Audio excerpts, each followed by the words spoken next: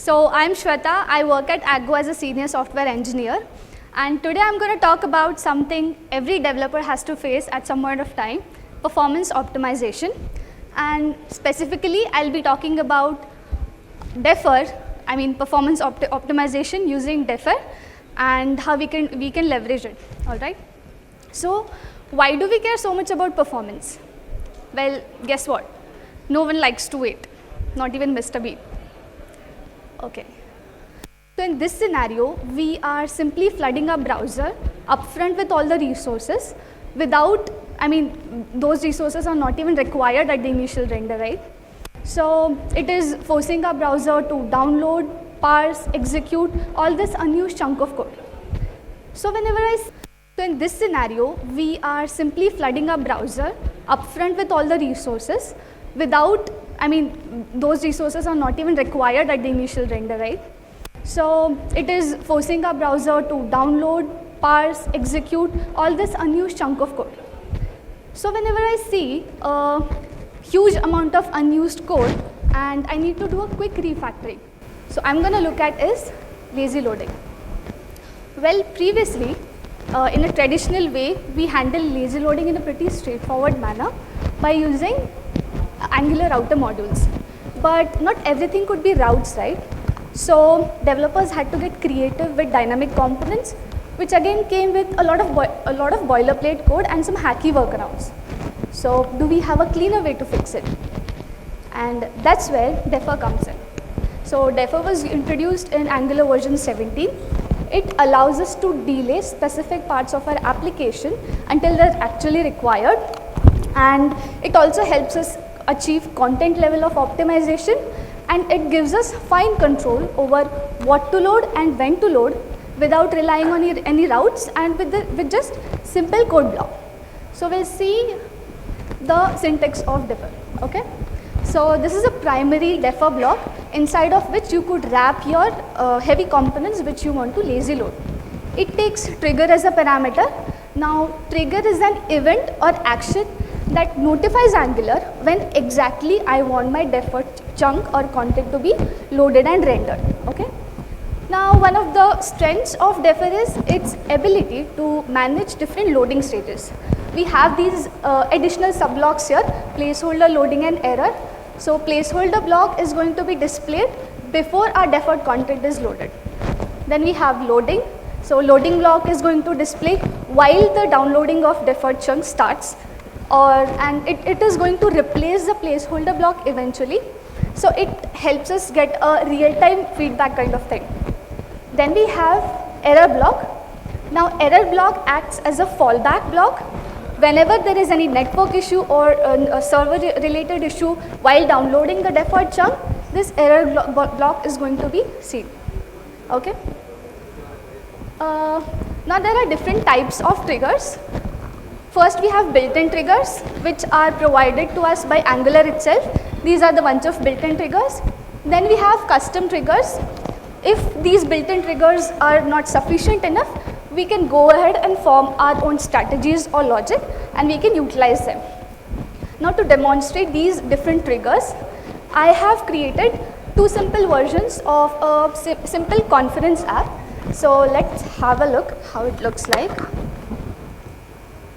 So in the before that, I'll just this is the first version wherein I have included everything eagerly. I'm loading everything eagerly, and it is forming a single chunk which is of around 160 kbs. All right. And the second project, I have integrated the Defer inside of it, and I've lazily loaded a couple of components which is giving us the lazy chunk.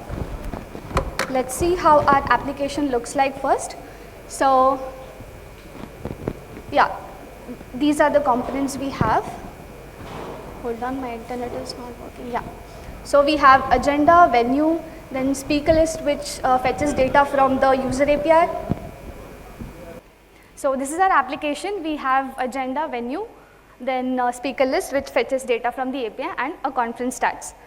So we'll start with the types of defers now. First we are going to see types of triggers. First we are going to see is timer trigger. So this trigger gets activated after a specified period of time, And let me show you how you can write an example or how you could actually use it. So in this scenario, I have eagerly loaded agenda and venue, and speaker list and conference stats components I am lazy loading, and I'm passing the time to this timer trigger. So we'll see how our lazy chunk gets downloaded here.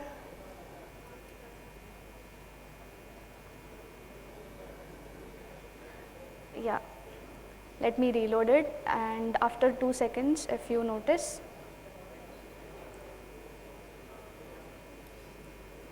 here you see speaker list and conference stats was downloaded. Okay. And as you can see, placeholder, the helping blocks also I have used. So placeholder,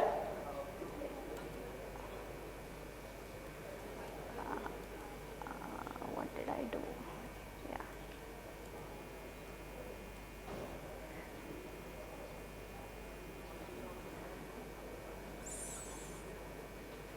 Just give me a moment.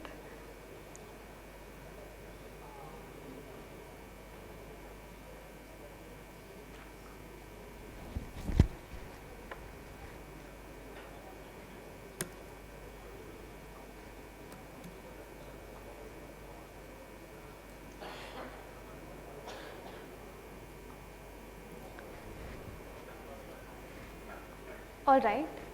Then we'll see our next trigger, that is viewport trigger. Now whenever your specified content enters the viewport, in that case your deferred content is going to download. So in this case, as you can see, this application is zoomed a bit for now. But in this case, if you see, we are able to see only the agenda and venue location, right? But and the speaker list and conference are below the fold. Now the moment I write the code for on viewport,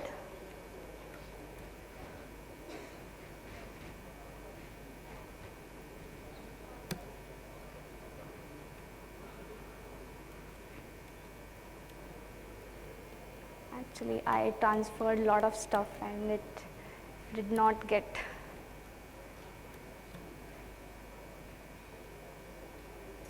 Okay, for now we'll just try to have the.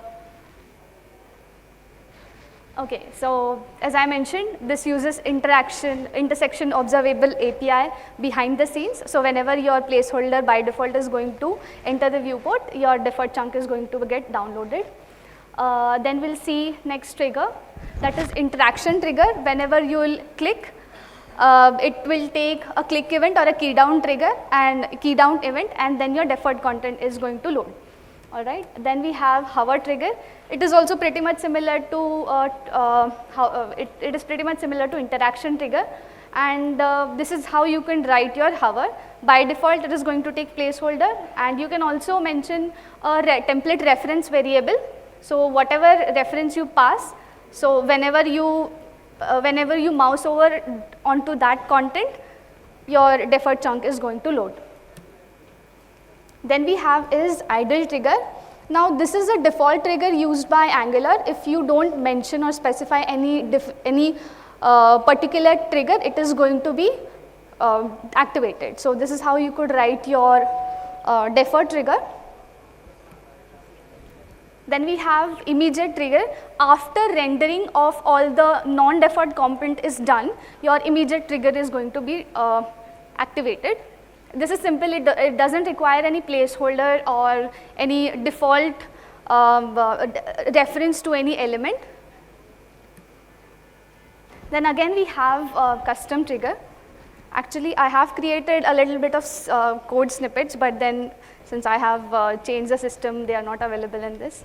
So I apologize for that, but for now, custom trigger, again, whatever expression you pass to this when. So suppose, as I mentioned, if these built-in triggers are not sufficient, you can simply write your function and have that expression evaluated, and whenever the expression gets evaluated to a true value, this trigger is going to be this trigger is going to be activated. Then we have prefetch action.